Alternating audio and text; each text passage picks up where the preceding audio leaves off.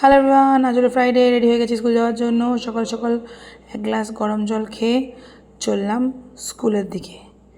আজকে সকালে ওয়েদারটা বেশ মেঘলা ছিল। আজকেও মা টিফিনে পাঠিয়েছিল আলু পরোটা আর সস। বাপরে, এতদিন যা গরম ছিল তার মধ্যে আজকে এই বৃষ্টিটা পেয়ে শান্তি। দিন হলো শেষ, চলে এসেছি এবার জিম করতে। জিমে ঢুকে দেখি আজকে কি জিম তো পুরো খালি। সো আর কি শুরু করে দিলাম এক্সারসাইজ করা। আজকে ছিল আমার চেস্ট অ্যান্ড বাইসেপস। ওফ, যা টায়ারিং হয়, কিন্তু কথায় আছে না, no pain no gain. So সব এক্সারসাইজ করে ডান ফর দ্য ডে চললাম বাড়িতে গিয়ে খেলাম ভাত আর তড়কা। 3 লিটার জল আজকের জন্য শেষ।